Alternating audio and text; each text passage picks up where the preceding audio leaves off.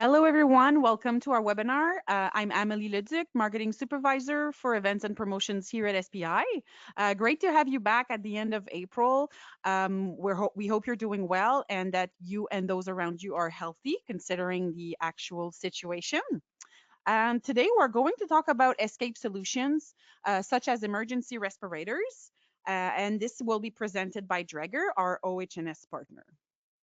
For those who may be joining our webinar for the first time, let me introduce you quickly to SPI. For those who know SPI, well, let's learn more about it. So basically, SPI's mission is to be the single most valuable partner for companies that value health and safety in their work environment. And how do we carry out our mission? Basically, is by offering personal protective equipment, as well as consulting, training, expertise in the risk categories that you see on your screen. Obviously, if you want to learn more, I invite you to either contact us or visit our website. So I've introduced myself, but I would like to introduce you our guest experts with us from SPI.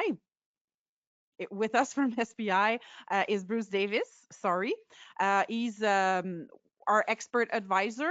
Yes, it's written fall protection, Bruce, but that's on me. Should be written, fall protection, respiratory protection, gas detection.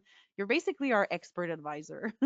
But hey, Bruce, Yes. nice to have you with us today. Yes. Well, hello everyone. My role with SPI is an expert advisor, and it's more of a consulting role. And I've got a couple of years, if not decades, under my belt in health and safety. So I do address a wide variety of subjects, including fall protection, obviously, as you can see on the screen. So yes, essentially my role is a consultative one, helping our clients, our sales partners, with your challenges in health and safety, be it obviously fall protection, respiratory, as Emily indicated to you. So I'll be with you during this webinar. You're just our go-to guy when we have question about health and safety, basically, Bruce. Yeah. All right, thank you. Also with us, Guy Bayargent, Regional Sales Manager for Dräger, but actually also an expert in respiratory protection and gas detection. So hi, Guy, how are you? Bonjour, good afternoon. I'm doing fine, thank you. Good. Glad to be here with you today. And my role with Dräger is to support our channel partner, SPI, in doing evaluation and recommendation mainly on the most appropriate product for the different application that their customer are facing. So again, consulting or support role to our channel partner, SPI. Great. Happy to have you with us today. Finally, well, thanks to Rico. He's our webmaster, graphic designer, tech guy behind the screen who can help you if you have any technological issues. So thanks for being here and pulling everything together. Before we start today, we wanted to talk about April 28th, the day of mourning. It's today, and this morning at 11 a.m. Eastern Standard Time, we took a moment at SPI, a moment of silence to pay tribute to those who have been affected in some way by a workplace tragedy. Today, I'm bringing it up. I'm bringing this subject, to our webinar because we want to invite you to take a moment, really a moment to ask yourself about your commitment to improving health and safety in your workplace. Obviously for you, but also for your colleagues. And as part of that, I want to mention that for the past 3 years, almost four actually, SPI has been affiliated with Threads of Life, which is a a foundation, and their mission is exactly the one to accompany people who are affected by a tragedy in their workplace, but also the families of workers who unfortunately died while working. So I invite you to visit their website. SPI is also participating in the Steps for Life event, which is a fundraising walk, and we have been for the past 3 years. Obviously, a little different this year with the pandemic, but still, that does not stop us from walking, right? So, if you want to participate or make a donation, all the details are on their website.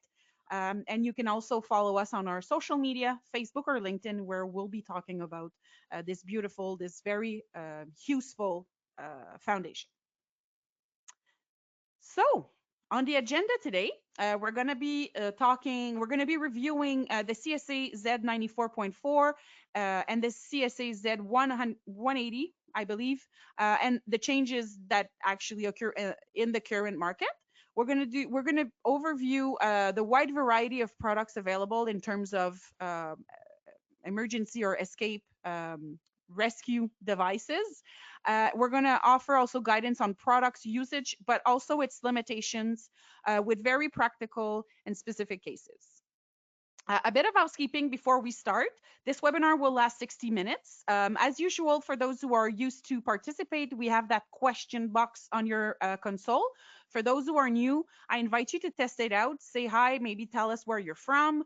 And this is really where, if you want to communicate with us, that's how you do it. And then we'll answer your questions to the best of our abilities.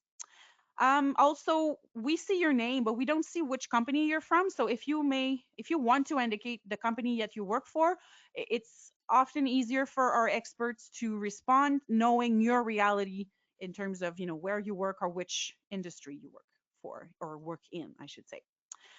Note that there will be a rebroadcast link available tomorrow by email for this webinar, but the PowerPoint is not available. So if you need to take notes, it's your time to grab a pen and a piece of paper. I believe everything has been said, gentlemen. So if you're ready, well, I am. So, Bruce, let's begin with the quick review to explain the CSE Z94 and Z180. Certainly. So we're talking obviously about respiratory protection. So when we talk about health and safety, more often than not, that we make reference to CSA standards. And for those who've heard me speak on other or webinars, particularly in fall protection, I've mentioned a whole family of CSA standards. In the case of respiratory, we reference two standards. And there's a reason for that, which I'll explain maybe a little bit in the next slide. But essentially, we're talking about CSA standard Z94.4. This is the 2018 edition that's still in effect, and that's the fifth edition of the standard. And basically, what we're looking at is the selection, use, and care of respirators. So it covers the whole gambit of respiratory protection, and I'll detail it just very briefly in the next slide. And there's also a complementary standard that we use when we talk about respiratory protection, and that's Z180.1, and that's in the 2019 edition, and which is, in fact, I believe their fifth edition too as well, and that's touching compressed breathing air and systems. So there's some closed circuit type of respirators that require compressed air, breathing air. So obviously we want to make sure that that air, in fact, is breathable. So we have a standard in that effect for breathing air. So those are basically, when we talk respiratory in Canada and we talk CSA standards, we're talking about these two standards. So digging a little further in the Z94.4, Bruce, it's basically, details on this, gives you details, sorry, on the selection, maintenance, and use of respirators, right? Exactly, and more importantly, the administration of a respiratory program that we find within this standard. So you'll find a whole host of elements that will go into the composition of a respiratory protection program. So we'll see roles and responsibilities, be it of employees or employers. We'll see notions in regards to training. We'll see notions in regards to, obviously, we made mention of selection. So there's a whole hierarchy of protection when we're talking about respiratory equipment. Obviously, there's a notion of fit testing. There's a whole host of types of fit tests that can be conducted depending on the type of respiratory equipment you have, be it qualitative, quantitative, etc. And there's also notions of medical aptitude now in the standard as to who can actually use respiratory equipment. So that's basically, in a nutshell, what the standard encompasses. Um, there is a notion that's important too when we discuss respiratory. I alluded to fall protection a little bit earlier, and we have a number of standards for different types of equipment because we at CSA we actually do the test criteria and we actually carry out testing of product. In the case of respiratory equipment, that's not the case in Canada. So if you see the classification and testing requirements on respiratory equipment, we defer to NIOSH in the United States. So we use the NIOSH notion of hierarchies of protection, um, protection values of certain types of respiratory equipment, etc. So we base our assumptions and our classifications and testing requirements on NIOSH. So we use them. In regards to fire combat, it's the same thing. What we do is we apply NFPA, which is the National Fire Protection Association in the States. So we again defer to that association when it comes to fire combat. And as I mentioned, the Z180.1 is basically a companion standard to our respiratory program standard. And that obviously specifies the requirements for compressed breathing air. So if you have a supplied air system, closed circuit or whatnot, air cylinders, well, we want to make sure that that compressed air, the breathing air is of the appropriate quality and air. So in essence, though it's what we use or base ourselves with in regards to CSA standards for respiratory equipment. Great. Thank you, Bruce. Now, Guy, let's go headfirst into the solutions that will help people get out safely. No pun intended. Yes. So what we'll do is that we'll have a look at the different product offering or a solution for the application that could arise in a emergency situation. So basically, what we'll look at is that the in the industry or in the market, each industry will have its own line of defense. Basically, as like containment in the design of the process or the equipment on site, there will be some safety feature included there. As a second line of defense, they are the backup equipment or control containment system. If the primary system fails, then the backup will come into effect. That's mainly for the equipment, the hardware. As far as the personal protective equipment, that is covered under the emergency response. So we need to define what are the risks and what would be the applicable respiratory protection adequate for the situation. So And Guy, there are many industrial hazards and risk, basically, but three most common ones are industrial hazards that pose a high risk to the human respiratory systems are mainly fire release, risk of fire, sorry, releases of toxins, and oxygen deficiency, right?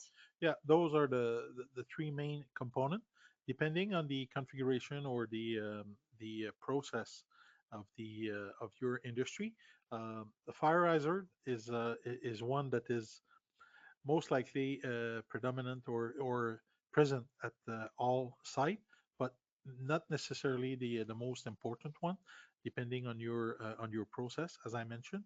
And one thing to remember on fire risks, if you look at report or you see any comment following incident, what is lethal to the person, to people, is not the fire itself, but the combustion, the gas that are generated with the combustion or the fire itself. So the burning material and the off-gassing of the different synthetic material that are being generated during a fire. This is the what causes the is fatal or lethal to the individual on site. The toxics, the toxin, this is basically it could be it's related to the your industry and your process. So you could be using some chemical product as the entrant for your process, or there could be some chemical that are released due to the process that you're using that are generated throughout the process, off gas or other products, sub product that are generated due to your process. So these could be contained, but they could be a potential risk if a situation occurs. And finally, the oxygen deficiency. We show a picture here for confined space, but they could be more at large also in the ambient environment. If in your process you're using some inert gases, let's say, to purge some line, either nitrogen or argon or other gas that could at some point take away the oxygen and then could be generate or produce a lethal situation or a critical environment where you would require to have some respiratory protection if you're facing those area. And I think Guy too, if you look at the three of them, obviously they're interrelated at some point. So, I mean, if we're talking about a confined atmosphere environment, maybe what we find it typically in a confined space, maybe even a tunnel, underground mining situation or whatnot. So, if there are toxic products or gases, obviously that's going to influence our levels of oxygen, et cetera, in that environment. Yeah, definitely. The risk will have an interaction between each of them, and then definitely this is to be taken in consideration when selecting or the proper respiratory protection for evacuation or for escape purpose. All right. So Guy just presented you with the three most common types of hazards. So now we want to know what kind of respiratory hazards are you facing in your workplace? So is it risk of fire, the release of toxins, or oxygen deficiency? So you have the three choices. It can be one, two, or three of them. It's really up to you depending on your reality. So we'll give you 30 seconds to answer right on your screen and not in the question box. Hmm. Interesting. I see the results, gentlemen. And I am not telling you. All right, a few more seconds to answer. Don't be shy. It gives us interesting results. All right. So as you can see on your screen, people there is mainly people are concerned about the release of toxins with literally 67%, and for a 22% of risk of fire and 22% of oxygen deficiency. Yeah, Yeah. I see both gentlemen just nodding and yeah, I figured. Well, there's so much of an interrelationship between them that in particular with the toxins and oxygen deficiency, they go hand in hand, yes. often or not. So, not surprising by the results. Well, that's in line with what we had in previous survey also. Yes. Yeah. So the next chart, you'll see it's really well done, Guy. Good job. We'll see different situations with each protection basically needed and the recommended Dräger solution. So Guy, I'll let you start. Yeah, thank you, Amélie. So what we've done is that we've put up a some kind of a chart to look at the different situation and the environment, and those are critical element that need to be considered to select the proper type of respiratory protection for the escape situation. So one thing that definitely need to be considered is the time or the distance that you have to reach a safe area. So this is one of the element. The other element is the ambient air also. Is first of all, is there presence of oxygen in the environment during that situation? And also, if you're facing a risk of chemical leak or presence of gas, uh, is that concentration known? If so, and it's within a certain level, then we can use a filtration system that will provide up to 15 minutes of time for evacuation. All the systems that we are showing on that chart, will be showing on that chart, are rated as escape product.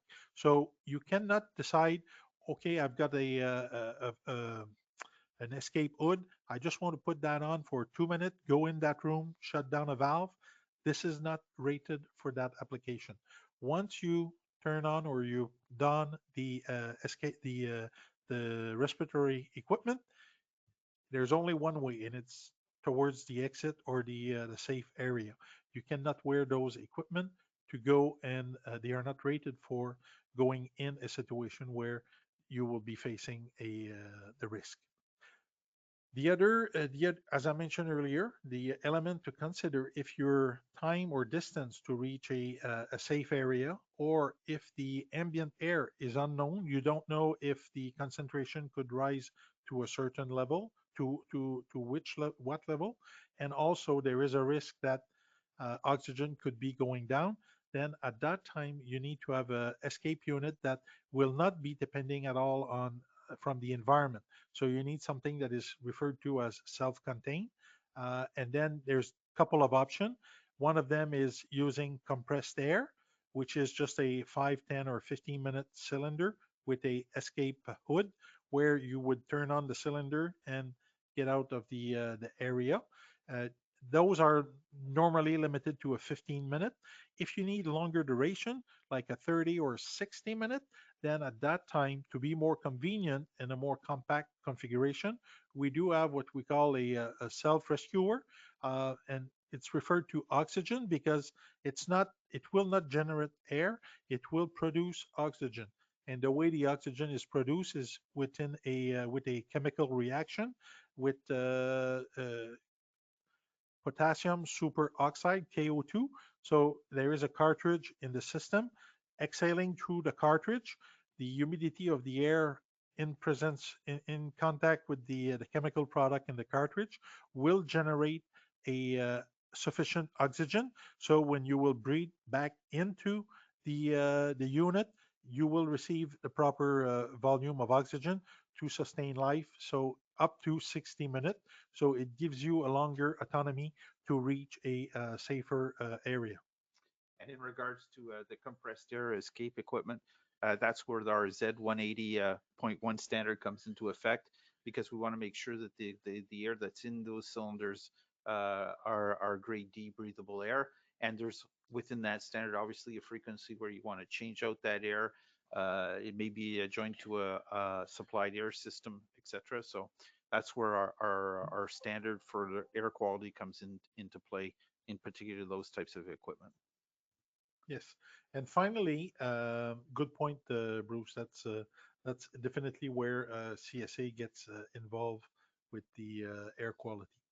Um, Finally, if you are in an area where the distance could be long or the environment could be very harsh, and you need to get to a safe haven area, but again, as I mentioned, the distance could be very long, and for you could be there for a long time. Let's say it is still in an area where the outside would still be contaminated. So at that time, we see those environment often in the mining industry or tunnel industry, but there could be also application where it could be like a water treatment plant or an area where to reach a safe area is a very long distance. So what is available, and it's also for not just for one individual, a personal protective equipment. It will be a more like a group protection. It's what we refer to as rescue chamber. So it's a big containment area where it will be in a positive pressure. You do have a SAS to get into the main chamber, and you could have up to 6, 10, 12 people in that chamber, up to 2, 3, or 4 days. So depending on the provincial legislation on the mining side, those are referred to as mine refuge shelter. And those could be, we refer to them as mobile or mobile chamber, because in the mining industry they are required to have those uh, uh, shelter room, permanent shelter. But during exploration phase or in exploration area in the mine, where you don't, you could be just like 250 or 300 meter into the face of the mine. Then at that time, if there's an incident, you need behind you, you have no way out, so you can get into those chamber and be there for some time until the rescuer comes in. All right, and those are the two that we're going to talk about today, right? Yeah, the filter, it's a filtration system. It's a hood with a filter in the front, and the self rescuer is a portable unit that you wear either on a shoulder with a shoulder strap or on the belt, that will provide you with longer autonomy to reach a safe area.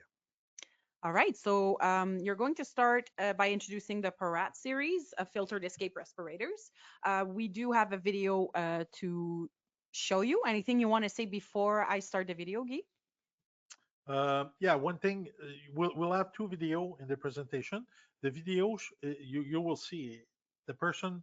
It's to demonstrate if you're well and properly trained, how quickly these unit would be are. It's possible to put the unit on and down the unit, and this is very critical. Depending on the environment you are in, the time to put the unit on is very critical because there could be a cloud of toxic or chemical that is moving towards your area.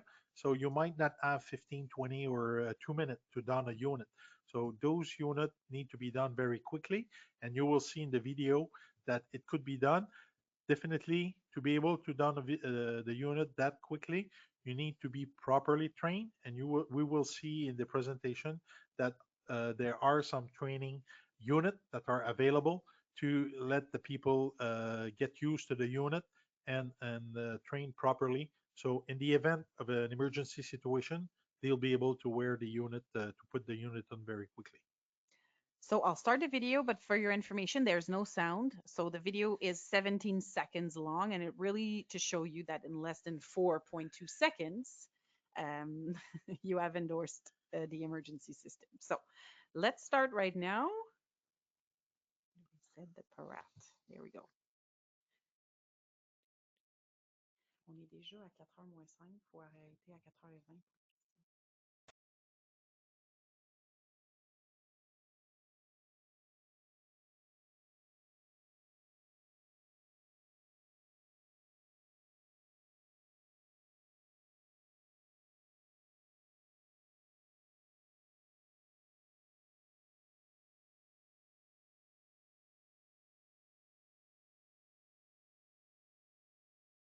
We'll give you 1 second.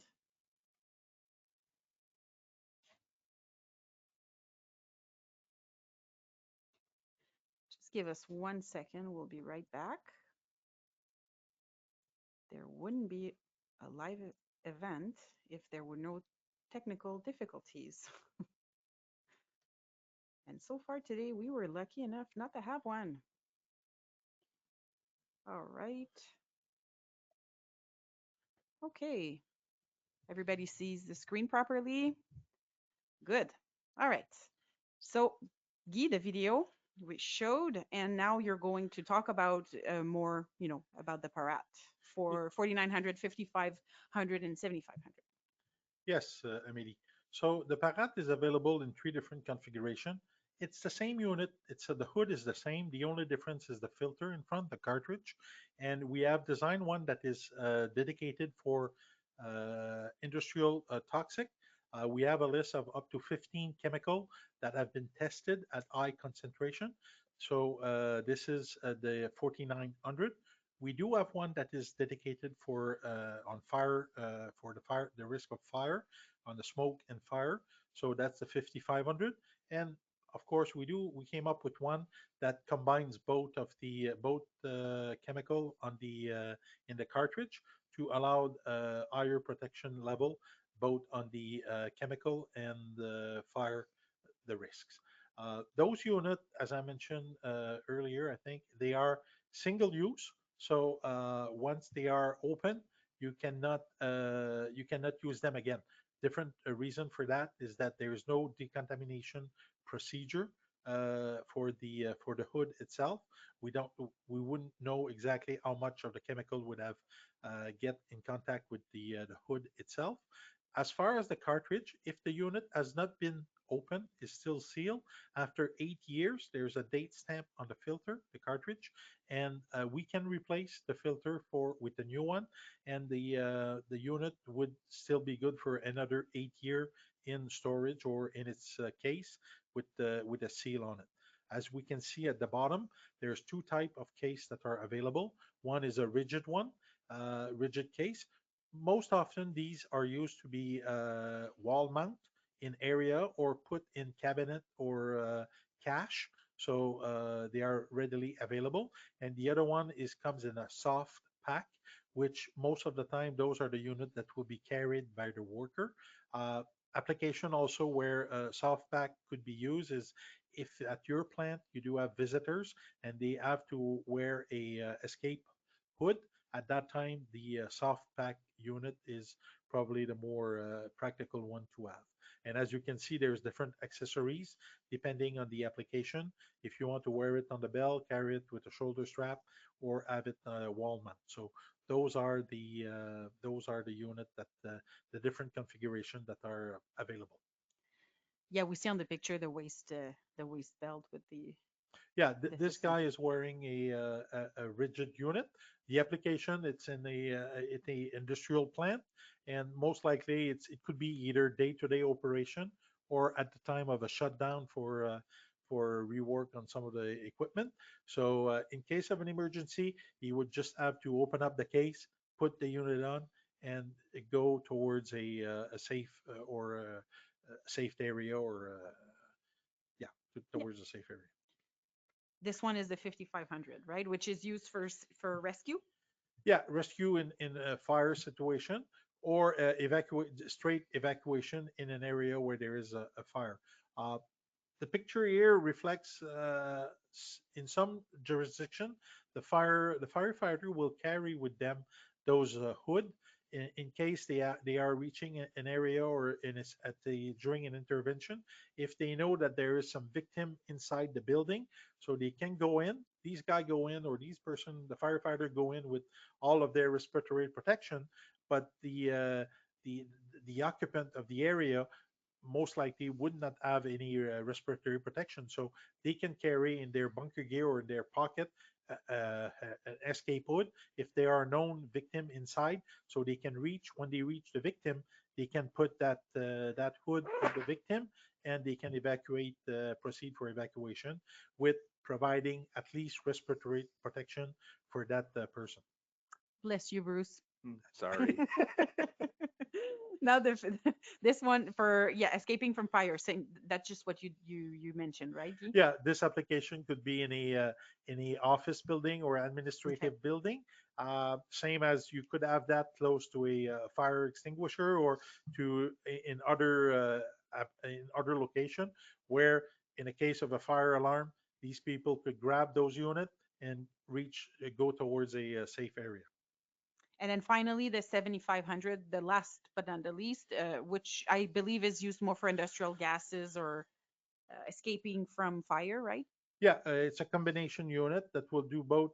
If you're uncertain of, or you have potential for both risk at the same time, let's say on a refinery or a petrochemical plant, there is chemical, there could be a fire. So you could use a combination unit that will allow you to, whichever risk, you will be protected against. Good. In summary, In summary, what was mentioned earlier, what's easy is that it has a 16-year shelf life with the replacement of the filter after 8 years if it have not been used, of course. And what's appropriate, it's on the donning. It's very easy and it's applicable to people, even somebody.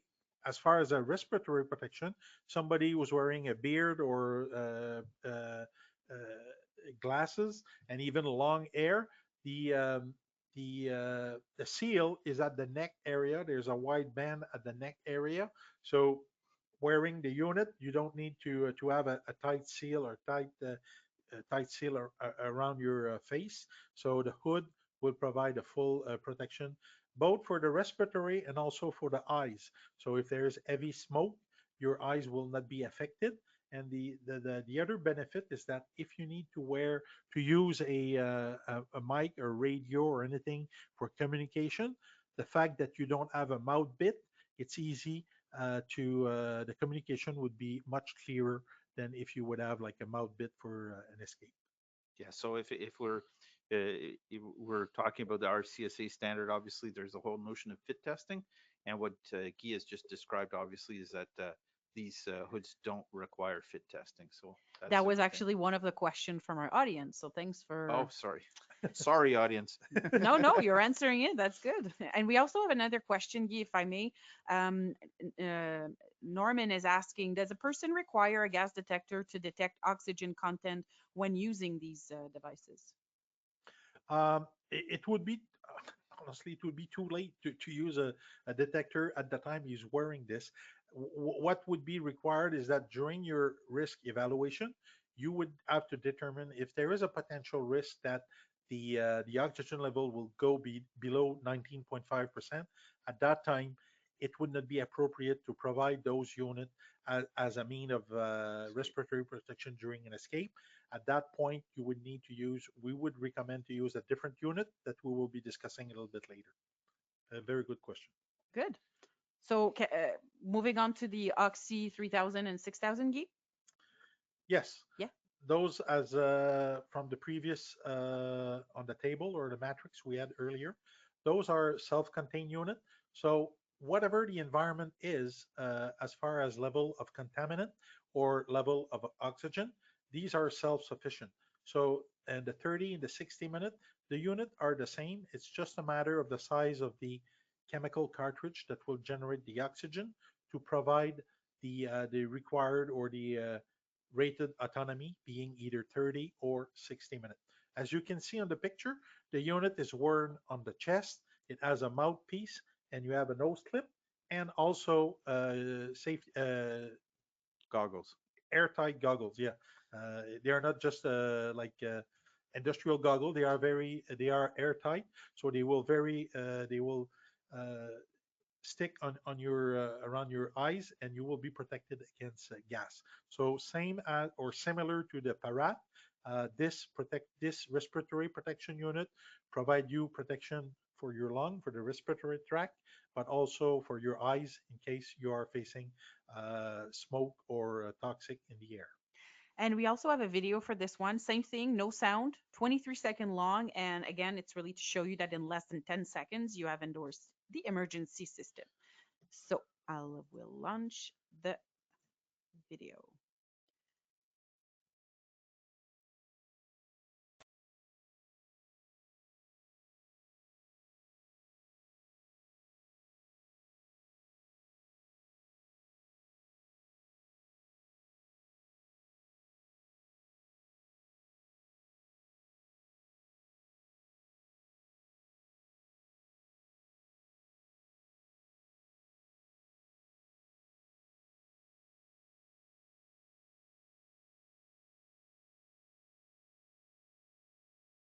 Okay. Yay, no technical issues. All right. So yeah, you can see that it's very quick. The last thing to wear is the tight goggle, right? At least they secure their oxygen and those devices, those systems are really interesting. In not that long, but 4 years of working in health and safety, it's the first time that I hear about those and very interesting. I'll Yeah. let you continue and explain the differences, but I just saying it's very interesting. Yeah, I mean, they are not commonly used for different reasons. First of all, they could be a little bit pricey, but if they are used in the proper application, they are they are the right unit to use. The other thing is that they are very common in the mining industry, but more and more with the tunnel application that we see popping up for some of the different Hmm. industrial application, tunnel contractors will have to wear or to provide those to their worker when they are in specific situation. Also for wastewater treatment plant or uh, area where they have long run for inspection. Let's say they have to go underground in some kind of tunnel for an hour for inspection. At that time, if there is an incident, that's the unit they should be carrying around to for escape. So as you can see on that page, similar to the previous one, two different configuration, the same product. It's just a matter of the autonomy or the quantity of chemical reagent that will produce the oxygen. 3,000 is 30 minutes, 6,000 is 60 minutes, and you have different configuration. You could be often what we see is that the 30-minute could be worn on the belt. The 60-minute, most likely because it's a little bit bigger, heavier, it will be carried with the shoulder strap, and or depending on the application, often in the mining or some of the tunnel, people will bring take those out in the morning when they get to their workspace or work area. If it's on a off-road vehicle, they could be a vehicle bracket. So when they get the cab of the vehicle or in the operating area. They will just drop the unit in the bracket right beside them. So during the day, if there is an incident, it will be handy right off their end. They can grab it, put it on, and proceed to evacuation. And as you can see, there are some training units that are available and mostly very recommended. And also with the practice simulator that will allow to have could be up to each worker could have their own mouthpiece. So for contamination, it's avoid. And also it gives the ability for everybody just not to see a video on the equipment, but to have the ability to put it on, to open the case, put it on. As you have seen on both of the video, it's not a race, but the quicker you can put those units on, the earlier you will be protected and you will be able to proceed towards a safe area. So training is a very critical element in those units because they are used for escape. So it's not like a regular operational full face with cartridge mask or anything like that that you wear day in, day out regularly. These units you wear in case of an emergency. And if the last time you have had a video or training on that is 2.5 years ago when you got hired, there is a good chance that you might not put that unit in a timely manner and maybe not in a properly manner. So training is a very critical element in those type of equipment that are dedicated for escape and emergency use only. I'm assuming training would be really important because obviously, if you're thinking about being in a mine, um, there's no lights. Probably the lights have gone out, Mm-hmm. so you're in literally pitch black and pitch Yeah. black, not like we know it at home, pitch black, but I Yeah. mean really pitch black. Yes. So you'd really have to basically be able to do it with your eyes closed in a Yeah. sense. Yeah. So training is very critical element. Well, if these units are deployed or used on your on your at your location. So I will add, gentlemen, the human factor, right? It's okay if it's pitch black, but if the anxiety kicks in and starting breathing and say, "Oh my God, what's happening?" Yeah, like you said, 2.5 years ago. Well, I don't know for you, but for me, I'm not sure what I ate last night. So if 2.5 years ago, that might be very dangerous. So the accessories, the training, and the models are really, and I will use my colleagues' expression, a three-legged stool solution, basically. I'm so happy I could have said that. All right. Um, so now you're going to show our audience some specific examples where the Oxy 3000 and 6000 systems can be used, and again, depending on the application or the industry types. yeah, definitely. And I mean, as we say, a picture is a word's a thousand word. So as you can see, the environment they are in, it's like in a gallery underground. And what they need to do now is they are on their way to the shelter or the refuge area. So they have done the unit. The unit is put is wearing on the chest. The bag in front is acting as a extra lung. So you're breathing through the bag, the cartridge, the filter, and then the air goes into the bag. And then when you inhale back, the cartridge will generate the oxygen, and then the people, in fact, the people they are breathing in the same air, the same volume of air throughout the escape procedure. So for 30 or 60 minutes, you're breathing the same air, which is being enriched with oxygen because that cartridge is generating some oxygen. So as you can see, there's a mouthpiece, nose clip, and they have some airtight goggle to protect against toxic gas. So similarly, if you go into an industrial environment. Again, this environment might not be as harsh as an underground mine, but if in that case the safe area is 20 minutes away, you will not have sufficient, and there is risk that the oxygen could be fluctuating and go below 19.5% volume. At that time, that's the type of unit they would need. So they would have the ability to wear, let's say, a 30-minute unit and then don the unit and escape and move towards the safe area. Guy, some of our clients work, on oil rigs or pipelines. Is that the kind of units that they could use? Yeah, definitely. Again, in on oil rig, or those are area where the level of contamination could be very very high. So at that time, maybe the filtration hood or the cartridge on the filter on the escape hood might not be sufficient to might get saturated too quickly before they get to the safe area. So this is why with that type of unit, you're not dependent at all on the environment, Hmm. either the presence of the level of the toxics or the level of oxygen. Let's say you are going to a there is a big fire and the oxygen is getting consumed, and you go down to 8-10% of oxygen in the air. You would be safe wearing a oxy unit proceeding towards the safe area. Okay, interesting. And the last application I mentioned that earlier on tunnel, more and more contractors are involved in tunnel digging for either for transportation or for routes or for a canal. And then at that time, even for hydroelectric project, they will dig some tunnel to reach to bring water to a certain area.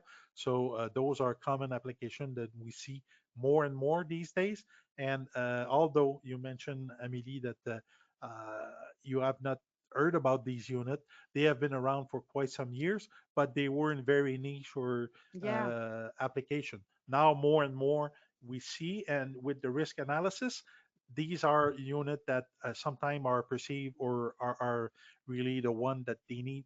They should be used in those applications, because worst case scenario would be that, yeah, we do have we did provide we did take we went to the extent of doing all of the risk analysis. We provide the respiratory protection equipment in case of emergency, but in the end the situation were not as we had expected, and we had an issue or fatality or something, and we in the post event analysis we realized that, yeah, we did provide the equipment, but unfortunately it was not the right equipment for the right situation. So the risk analysis is very critical in those situations. yeah, and probably that's some experienced, worker in health and safety I've known, but maybe some, newer newbies to the health and safety, they might not know about that. But like you mentioned, the risk analysis, that's where SPI can come into play, and help you do that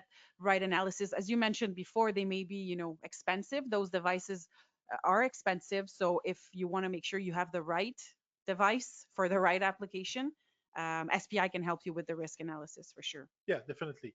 And when I mentioned it's pricier than a cartridge mask or a hood, Yeah, but if they are used at the time they need to be used, yeah. and they provide the proper protection, as They're we say, priceless. they're Yes, priceless. exactly. Absolutely. So just a quick overview of the unit itself. One of the benefit is that it doesn't require any specific maintenance or just the regular inspection, visual inspection of the unit, making sure there's no dent, bump, or crack on the unit.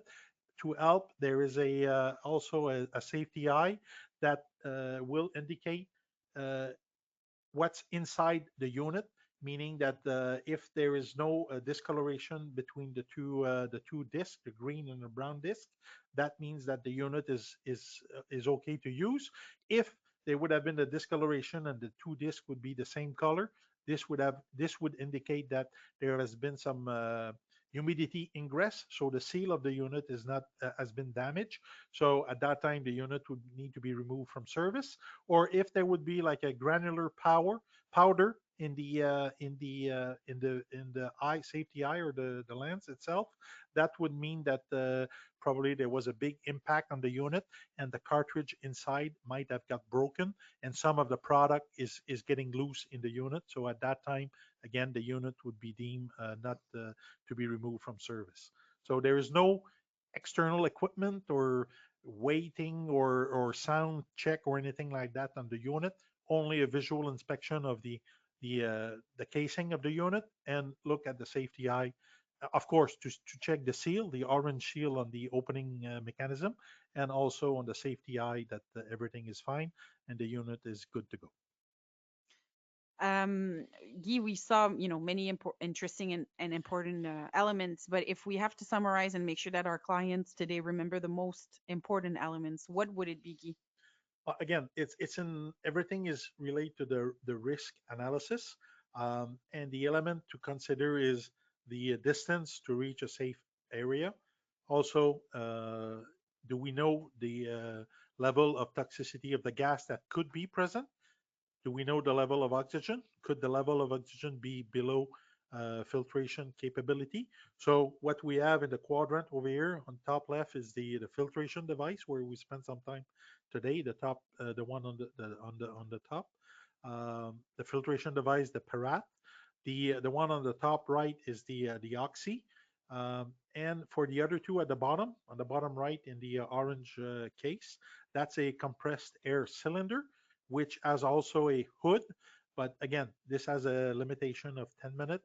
It requires a little bit more inspection and for maintaining. And the one on the bottom right, that's a picture of one of the refuge shelter or refuge chamber. These are like 8 feet wide, 10 feet high, and they could be as long as 40 or 50 feet long, depending on the number of people that you need or you want to accommodate inside. But they could be as short as maybe 16 feet, 10 to 16 feet, if you want a chamber only for 2 or 4 people, depending on the area you're working. And this is completely self-contained, positive pressure. There is an airlock. The first section, there's a small airlock, so you don't bring any contaminant from the ambient. If you go in, you get into the airlock, you can purge the airlock and then get into the main chamber, and then this will provide you with it will filter the exhaled CO2, and it will also provide O2 to compensate the oxygen that have been consumed by the occupant. So these are the four major solution depending on the different application that could be you could be facing in case of emergency at your site. Yeah, and there are other devices that we didn't present today. We focused on more the Parat and the Oxy, but there are other devices, right, Guy, that are not on the screen right now. Yeah, there could be some other device on the depending on the configuration of your environment, Mm-hmm. in terms of if you have the ability to have a we also have like some self-contained breathing apparatus, something breathing apparatus similar to what the firefighter will use, but in a for an escape industrial escape application where it will be very similar to a firefighting unit, except it will not have the rating for the flame engulfment or the IE environment. But it's if you can have a 30 or 60-minute unit that often are referred to as wall hanger. You can have them at different areas in your plant in a cabinet, and then if there is an emergency, you can put those on and evacuate. In those cases, with that type of equipment, though, it has a tight face piece. So at that time, the people working or potentially have the ability to wear that unit, they would have to be like clean shave and do probably a fit test on the equipment to make sure that in that case they will be properly protected against the environment. The hood and the oxy, they don't need. There's no all the four units that are on the screen now. There is no fit test required for these type of escape unit. Okay, so we're going to into the question period sooner than later. So think about your questions. Start asking them in the question box on your console. But before to give you time, basically to think about your questions or to ask them, we are going to ask you a poll question. So does your workplace utilize any of these methods of respiratory protection as part of your emergency response plan? So do you guys use filtering escape devices? B, oxygen self rescuers, C, compressed air devices, or D, rescue chambers or shelters? So we'll give you a few seconds to answer. And again, we're just curious to know what are you guys utilizing right now? And you know, did you guys know about what was presented today? Very interesting to see the results. Okay. Interesting. Yeah. So basically it's 30, 30, 30. Well, 33, 33, 33. Filtering like ABC. Filtering, escape, oxygen, self-rescuers, and compress. Nobody's used rescue chambers or shelters. Those are Well, very probably more, specific to yeah, the mining situational. industry. Yeah. Yeah. Okay. So good. One last question. As we mentioned, we can help you. So would you like to have a call or, virtual or in person with SBI and Dräger representative to help you evaluate your needs and or better determine, the choice of emergency respiratory protection equipment that you may need or you may have? So if yes, click A. If no, click B. As simple as that. But if you click A, we'll contact you and see what you need from us. It may be a quick question. It may be, a site evaluation or whatnot. But just so you know, we're here to help and to guide you and make sure your workers go home safe at night. So that's really our main goal. We'll give you a few more seconds. All right, thank you. Those were the questions for today. So now question period. So let's see what we have here. Um, can you maybe one of the question is to recap, maybe how long can the Parat last versus the Oxy? I mean, the question is for the Parat, but might as well, clarify how long can these devices be, The used? Yeah, good question. The testing that is done on the Parat is based on a 15-minute escape, and they will have a list of contaminant at higher concentration. If I recall, like they will do tests for chlorine at 500 ppm, which is a very high concentration. But if you think of when you would be wearing this, and if you are in a chlorine environment, you're putting the unit on and you're going hopefully away from the risk. So that's why they test it at higher concentration, and the rating is for 15 minutes. And on the oxy, the rating are for 30 and 60 minutes. So again, you might be in an area where you might or you would need a Parat 30-minute, which is not available. So at that time, you would need to consider or look at a different option or a different piece of equipment. It could be an oxy, or it could be one of the compressed air cylinder for 15 minutes or another duration. Yeah, I think my I wasn't clear enough. I'm sorry. I tried to reword the question that was on my screen, but it was more in regards to the main, like keeping the device stored or in storage, Okay, or the not necessarily how long you can last breathing, but more okay, can we have that for 10 years or yeah, 5 years or the again they are both the Oxy and the Parat. The Parat specifically is has a shelf life of 16 years, if not used in a sealed original container. That package, it doesn't mean it need to be stored in a cabinet, or you could be wear it for 16 years if need be. If the external or the packaging is not, or the case is not damaged, that's no problem. And after 8 years, there is a requirement to replace the filter. After 8 years, you put a new filter in, you repacked it with the seal. There is a kit for that. You pack it back in the original package with a new seal, and it's still good for 8 years. So in total, the Parat is rated for has a shelf life of 16 years. good. All right. Thank you, Guy. So basically, it summarizes the question because basically they were around that and the fit testing, which we've answered before. So yeah, if you guys have more questions or didn't feel that your question was completely understood or responded, then by all means contact us. You have the email address on your screen. Thank you, Bruce. Thank you, Guy, My Merci beaucoup. pleasure. Thanks you for very much. for a very interesting. Just before we say bye to everybody, just want to let you know our next webinar is in 2 weeks from now, where we're going to be talking about communication at a distance in regards to hearing protection solutions. With the pandemic right now, we try to touch less to be more efficient without spreading germs all over. So that's kind of the focus of our webinar. So if you want to register, you can go online on our website on the event tab, or contact Audrey, our marketing coordinator, at the number you see on your screen or by email.